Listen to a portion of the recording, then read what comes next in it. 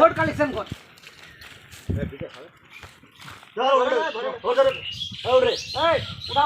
লক্ষ্মী বানাতে মমতা ব্যানার্জির খাচ্ছে, মমতা ব্যানার্জির সব কিছু পাচ্ছে, আর এখানে তুমি উল্টা উল্টা করছে। সমস্ত ভোটটি বেকার করার জন্য তোমরা করেছো। বিজেপির কোনো অ্যালাউ নাই, নোট অ্যালাউ।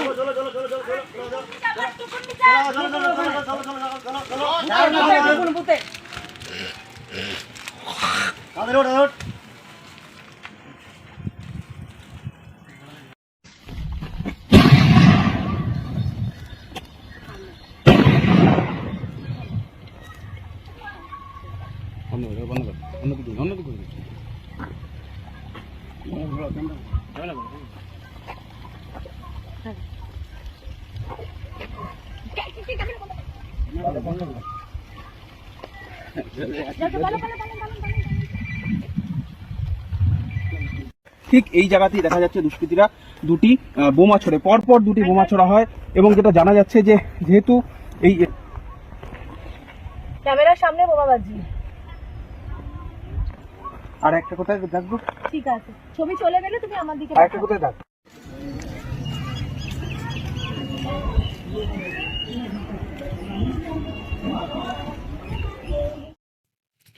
আমার আগের প্রতিবেদনে আপনাদের জানিয়েছিলাম যে সকাল থেকে যে মুর্শিদাবাদ বা মালদার সার্বিক ছবিটা আমরা দেখতে অভ্যস্ত, ভোটের দিন বোমা চলছে, গুলি চলছে, মানুষের প্রাণ যাচ্ছে, রক্ত ঝরছে, সেই জায়গাটা কার্যত একটা প্রাথমিক চেষ্টা গতকাল রাত থেকে শুরু হয়েছিল। কিন্তু কেন্দ্রীয় বাহিনী এবং কেন্দ্রীয় নির্বাচন কমিশন তাদের যে সদিচ্ছা, তাদের যে পুরো ব্যাপারটাকে হ্যান্ডেলিংয়ের ক্যাপাবিলিটি এবং এবারে যেটা তারা ইমপ্লিমেন্ট করছেন, সেই জায়গা থেকে সেটা কিন্তু সম্পূর্ণ আটকে দেওয়া গেছে। কিছু বিক্ষিপ্ত ঘটনার কথা বিভিন্ন জায়গা থেকে ভেসে আসছিল, কিন্তু সেটা সার্বিকভাবে যে সন্ত্রাসের হার হিম করা ছবি দেখতে গোটা পশ্চিমবঙ্গ অভ্যস্ত, মালদা এবং মুর্শিদাবাদে ভোট হলে সেইটা কিন্তু সম্পূর্ণরূপে গায়েব হয়ে গিয়েছিল।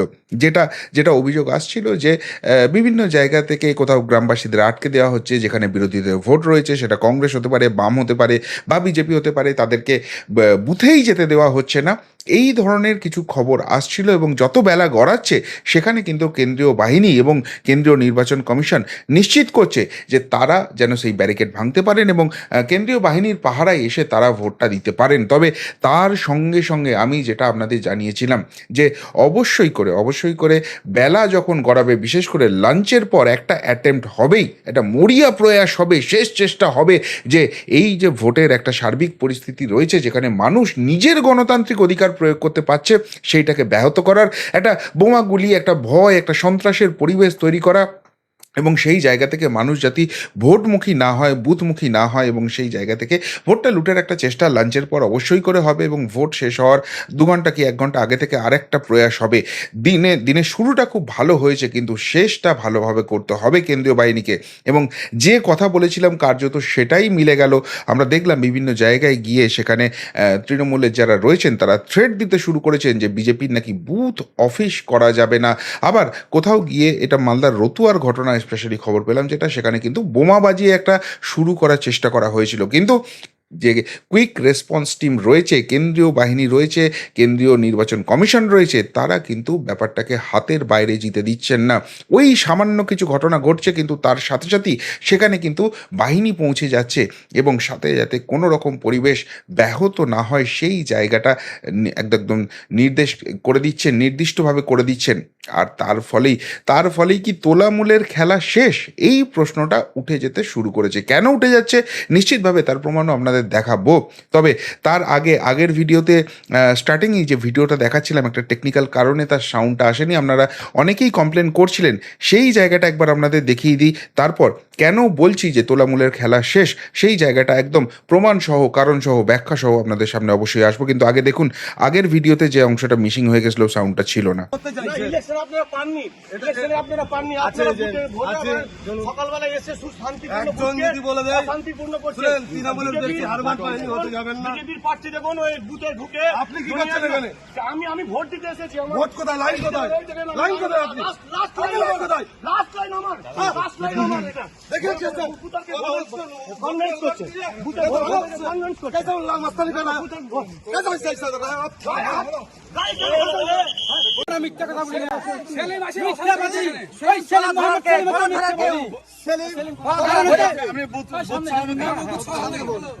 সেলিম এসে গন্ডগোলটা হলো, নাহলে হতো না।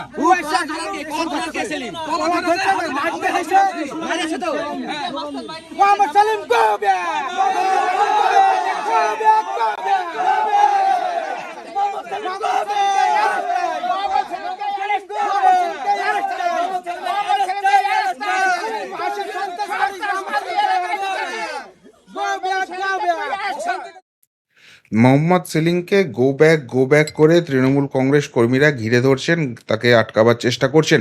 অর্থাৎ এখান থেকেই ছবিটা স্পষ্ট হয়ে যাচ্ছে যে মানুষকে সার্বিকভাবে আটকানো যাচ্ছে না, তারা তাদের ভোটটা দিতে পারছেন এবং একদম গ্রাউন্ড লেভেলে ছুটে যাচ্ছেন প্রার্থী, এবং সেই জন্যই প্রার্থীকে আটকাবার একটা মরিয়া চেষ্টা চলছে।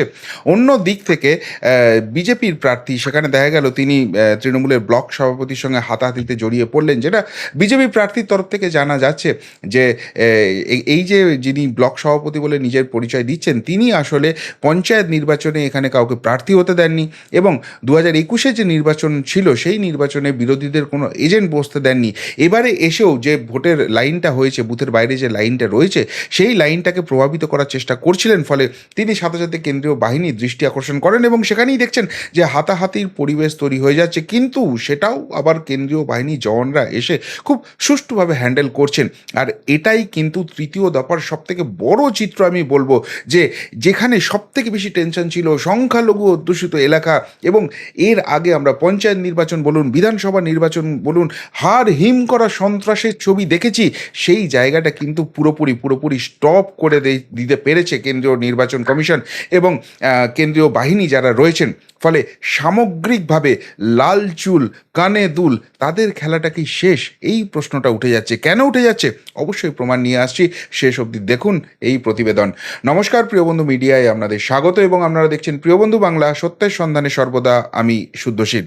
বন্ধুরা, অবশ্যই তো সেই প্রমাণ দেখাবো, কিন্তু তার আগে যেটা আপনাদের আমি জানিয়েছি যে আমরা কিন্তু নতুন সেগমেন্ট চালু করছি, জনতার রায়। এবং আজকে আসানসোল কেন্দ্রের ভোটাররা ঠিক কী ভাবছেন আসানসোলের ভোট নিয়ে, সেইটা আপনাদের সামনে আনার চেষ্টা করব। যারা ইন্টারেস্টেড, আমরা একটা ছোট্ট ভিডিও অনলাইন ইন্টারভিউ আপনাদের করব, 1 থেকে 2 মিনিট টাইম আপনাদের কাছ থেকে নেব, এবং সেটার জন্য আজকে সন্ধ্যে 6টা থেকে 7টার মধ্যে আমরা এই ইন্টারভিউ প্রসেসটা কমপ্লিট করব। তাই আপনারা যদি ইন্টারেস্টেড হন, নাম, আপনার লোকসভা কেন্দ্র, বিধানসভা কেন্দ্র এবং মোবাইল নাম্বার দিয়ে আমাদের হোয়াটসঅ্যাপ নাম্বার 9686671317 নাম্বারে এটা পাঠিয়ে দিন। আমরা আপনাদের সঙ্গে ডেফিনেটলি যোগাযোগ করার চেষ্টা করব, এবং তারপর আপনাদের যেটা মতামত সেটা প্রিয়বন্ধু মিডিয়াতে সম্প্রচারিত হবে, এবং মানুষ জানবে আসানসোলের মানুষ ঠিক কী চাইছেন, কি হতে চলেছে, সেটা অবশ্যই সামনে নিয়ে আসার চেষ্টা করব। আচ্ছা, যেটা বলছিলাম যে কেন বলছি হাল ছেড়ে দিচ্ছে, আমি বিজেপির অফিসিয়াল টুইটার যে পেজ রয়েছে, এক্স হ্যান্ডেলের পেজ রয়েছে, সেখানে বেশ কয়েকটি মজাদার টুইট তারা করেছেন, সেইগুলো আপনাদের সামনে নিয়ে আসবো। একদিকে যেরকম দেখা যাচ্ছে, যেখানে বিজেপির সাংগঠনিক শক্তি বেশ ভালো রয়েছে, সেইখানে কিন্তু মানুষের বেশ ভালো জমায়েত রয়েছে, সেখানে তারা যে বুথগুলো করেছেন সেই বুথগুলোতে কিন্তু ভালো লোকজন রয়েছে, বিজেপির কর্মীরা রয়েছে। অন্যদিকে যেগুলো শক্ত ঘাঁটি বলে মনে করা হচ্ছিল, অ্যাটলিস্ট 2021-এর বিধানসভা নির্বাচনের পরিপ্রেক্ষিতে তৃণমূল কংগ্রেস যেখানে বেশ সলিড অবস্থায় ছিলেন, সেই মালদা দক্ষিণ বা জঙ্গিপুর, সেখানে কিন্তু দেখা যাচ্ছে তৃণমূল কংগ্রেসের যে ক্যাম্প অফিসগুলো রয়েছে সেগুলো কিন্তু ফাঁকা করছে। তাহলে কি এখন থেকেই তৃণমূল কংগ্রেসের কর্মীরা, সমর্থকরা তারা হাল ছেড়ে দিয়েছেন? তারা বুঝছেন যে এবারে যেভাবে নির্বাচন হচ্ছে সেই নির্বাচনে কোথাও কেউ প্রভাব খাটানোর মতো জায়গায় অ্যাটলিস্ট নেই, আর তাই এখানে বসে আর কোনো লাভ নেই? নাকি এটা কোনো বিক্ষিপ্ত ছবি 2-1টা জায়গায় হয়েছে, যেটা বিজেপি নিজেদের রাজনৈতিক প্রচারে কাজে লাগানোর চেষ্টা করছেন? সেটা এই অঞ্চলের যারা বাসিন্দা, এই অঞ্চলের যারা ভোটার, তারা কিন্তু আমাদের আরও ভালো বলতে পারবেন। আপনার এলাকা যদি হয় অবশ্যই করে আমাদের সেই ফিডব্যাক দিন। কিন্তু আমি যেটুকুনি খবর পেলাম তাতে কিন্তু এবারে তৃণমূল কংগ্রেসের যেখানে পঞ্চায়েত দখলে রয়েছে, যেখানে পঞ্চায়েত সমিতি দখলে রয়েছে, জেলা পরিষদ দখলে রয়েছে, বিধায়ক তাদের, এই সমস্ত জায়গাতেও কিন্তু সেইভাবে ক্যাম্প অফিসে লোক পাওয়া যাচ্ছে না। এবার এই জায়গা থেকে কিন্তু আবার স্থানীয় স্তরে দু রকমের রিপোর্ট আমরা খুঁজে পাচ্ছি। একদল বলছেন যে সত্যি এবার তৃণমূল কংগ্রেস বুঝে গেছে চারিদিকে যে হাওয়া রয়েছে, দুর্নীতি তাদের গায়ে লেগে আছে, সন্দেশখালী কাণ্ড তাদের বিপাকে ফেলে দিয়েছে, নেতাদের পাওয়া যায় না, নেতাদের ধনসম্পত্তি বৃদ্ধি সেইটা নিয়ে সাধারণ মানুষ কথা তুলছে, এবং সেই জায়গায় কেন্দ্রীয় বাহিনী এবং কেন্দ্রীয় নির্বাচন কমিশন যেভাবে সুষ্ঠুভাবে ভোট করছে তাতে করে ক্রমশ উৎসাহ হারাচ্ছেন তৃণমূল কংগ্রেসের কর্মী সমর্থকরা। কিন্তু আর এক দল বলছেন যে তাদের কাছে নাকি নির্দিষ্ট খবর আছে, ভোট যেভাবে হয় হোক, আসল খেলাটা হবে গণনার দিন। তাই ভোট যেভাবে হচ্ছে নির্বাচন কমিশন করতে চাইছে, কেন্দ্রীয় বাহিনী করতে চাইছে, তাদেরকে করতে দেওয়া হচ্ছে। পুরো টার্গেটটা কিন্তু গণনার দিন নেওয়া আছে, কেননা সেখানেই হবে ফাইনাল ফয়সালা। আর সেইখানে যদি খেলা গড়িয়ে দেওয়া যায়, এই ভালো ভোটের কোনো দাম থাকবে না। শেষ অবধি কী হবে আমাদের অবশ্যই নজর থাকবে, কিন্তু যেভাবে বেলা গড়াতে একটা সন্ত্রাসের পরিবেশ তৈরি করার চেষ্টা করা হচ্ছে, বিজেপিকে ভয় দেখানোর চেষ্টা করা হচ্ছে, বামেদের বা কংগ্রেসকেও কিন্তু আটকে রাখার চেষ্টা করা হচ্ছে, সেখানে কিন্তু কেন্দ্রীয় বাহিনী এবং কেন্দ্রীয় নির্বাচন কমিশন যথেষ্ট সদর্থক ভূমিকা নিচ্ছে, হাতের বাইরে খেলা যেতে দিচ্ছে না, এবং মানুষ যাতে তাদের নিজেদের গণতান্ত্রিক অধিকার নিজে প্রয়োগ করতে পারেন তার কিন্তু সর্বতোভাবে চেষ্টা করছেন। শেষ পর্যন্ত কি হবে দিনের শেষে অবশ্যই সেদিকে আমাদের নজর থাকবে। কিন্তু আপনার এলাকায় যদি আজকে ভোট থাকে অবশ্যই করে কিন্তু আমাদের ফিডব্যাক দেবেন, আমাদের কমেন্ট বক্সে কমেন্ট করবেন যে ঠিক কেমন হলো, কতখানি এই নির্বাচন কমিশন এবং কেন্দ্রীয় বাহিনীর কাজে আপনারা খুশি, কে এগিয়ে যেতে পারে, কার সুবিধাটা হলো, আর শেষ পর্যন্ত তোলামূলের খেল খতম হলো কি, যেটা দেখার জন্য বোধহয় সামগ্রিকভাবে গোটা বাংলা অপেক্ষা করছে। উত্তরটা অবশ্যই কমেন্ট বক্সে কমেন্ট করে জানাবেন। এখনকার মতো এখানেই শেষ করলাম, ফেরত আসছি নতুন প্রতিবেদন নিয়ে খুব তাড়াতাড়ি। ভালো থাকবেন, সাথে থাকবেন, পাশে থাকবেন। নমস্কার।